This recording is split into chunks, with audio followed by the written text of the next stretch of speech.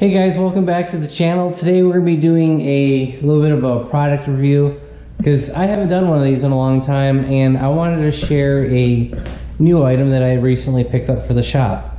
And here's what I picked up. I picked up a 3/8 lithium ion Ratchet Impact, their fuel brand from Milwaukee.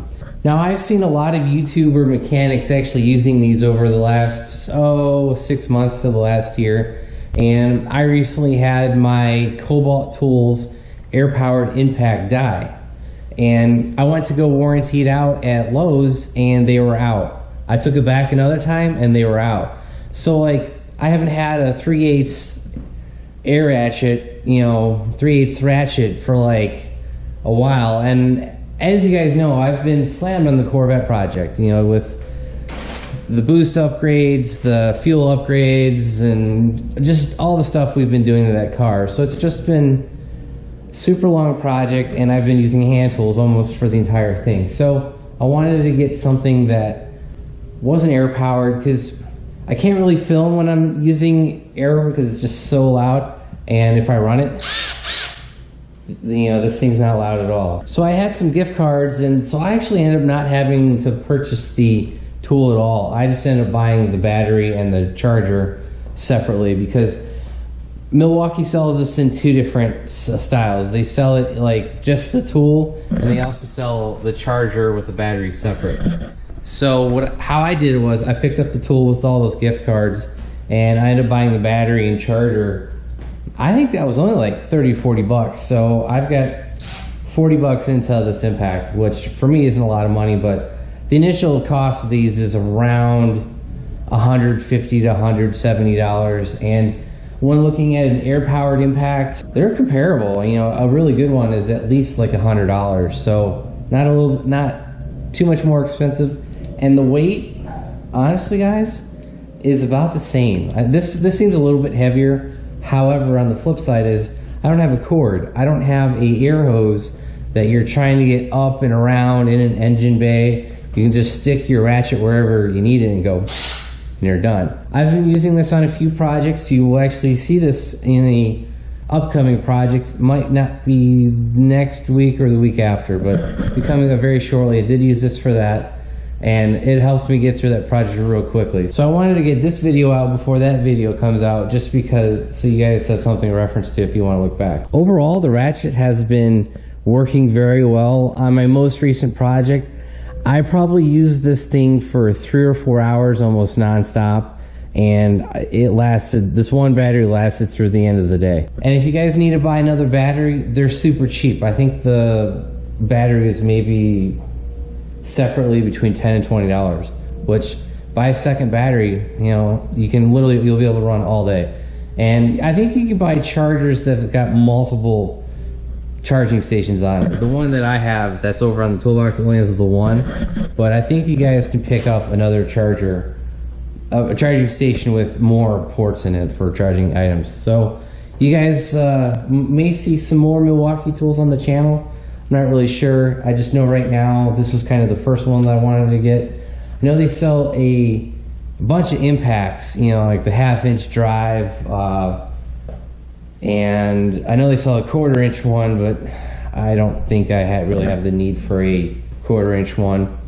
They also sell like drills, and they all use the same Fuel M12 battery. I think they also have a Fuel M18 battery. It's a little bit bigger.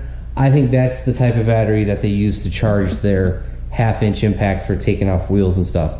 Now, I'll tell you what, guys, I probably won't pick that up. I still have that Harbor Freight 1/2-inch impact, and that thing's been working like a champ. And it could take off probably 2 sets of wheels with no problem. Like take them on, take them off. So that I'll probably keep for a while. But the problem with that is the old school battery. It's not lithium ion. It's just the old standard battery type. It's real heavy, and you don't get a lot of use out of it. And those type batteries die over time. Yes, lithium ions die over time as well, but they're just much more efficient and charge quicker, and they last longer. So that's kind of the one advantage of having a 3/8 ratchet with the lithium ion battery in it. So this does have a flashlight, as you guys can see, and if you're down in like an engine bay, you know, you can light up what you're trying to work on and, you know, tighten and loosen. And you can also just switch the head on top with like one hand, change direction, you know, for forward or reverse. Like I was saying, guys, I haven't had any problems with this thing, and it works pretty damn well. I will say this, be careful with your torque settings, because I snapped a bolt off in the car. I didn't include that in the video, but you can snap a bolt kind of easily with one of these. So just be careful with what, you know, how strong you press it, because you can, you know, press lightly. It's not going to apply a lot of torque, or you go full steam.